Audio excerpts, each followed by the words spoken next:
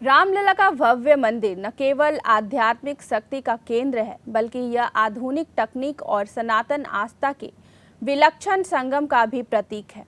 श्री राम जन्मभूमि मंदिर अब दुनिया का पहला ऐसा मंदिर बन गया है जिसमें संरचना की मजबूती के लिए टाइटेनियम जैसी उच्च धातु का उपयोग किया गया है। मंदिर में टाइटेनियम से बनी 32 जालियां लगाई जा रही हैं। प्रयोग के तौर पर शनिवार को एक जाली लगाई गई, जिसे ट्रस्ट ने हरी झंडी प्रदान कर दी है। टाइटेनियम का जीवन 1000 वर्ष से भी ज़्यादा होता है। भारत सरकार की एक संस्था ने इन जालियों का निर्माण किया है और तीनों तल पर 32 जाली लगनी है। जाली लगाने का काम 15 अगस्त तक पूरा हो जाएगा। बताया गया है कि मंदिर निर्माण की गति संतोषजनक है। हम आश्वस्त हैं कि जुलाई के अंत तक प्लिथ और परकोटा पर राम कथा का काम पूरा हो जाएगा।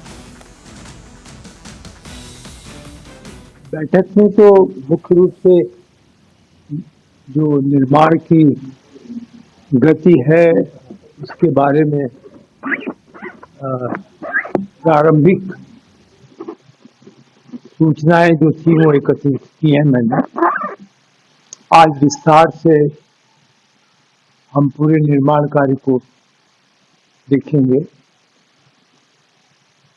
अब अनुमान यह है कि मंदिर और परकोटा, जिसमें लगभग 14 लाख क्यूबिक फीट, अनुमानित 14 लाख क्यूबिक फीट बंसी पहाड़पुर का पत्थर लगना था। अब अवशेष केवल 1 लाख क्यूबिक फीट रह गया है। बाकी सभी कार्य जो बंसी पहाड़पुर के पत्थर से मंदिर और परकोटा में किए जाने हैं, अनुमानित आप समझेंगे 13 लाख क्यूबिक फीट का उपयोग किया जा चुका है। मंदिर में जो राम कथा लोअर प्लिंथ पे है,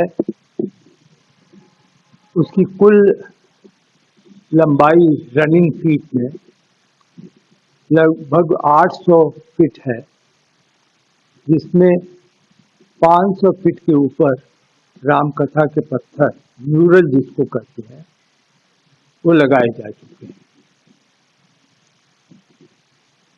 परकोटा में जो ब्रॉन्ज का म्यूरल लगना है, जो कुल मिलाकर लगभग 80 म्यूरल लगेंगे, 80 पैनल बनेगा, उसमें अब तक करीब 45 म्यूरल लग चुके हैं। तो यह कार्य भी प्रगति पर है। आपको सुनकर यह भी संतोष होगा कि भारत में, पूरे देश में पहली बार टाइटेनियम धातु की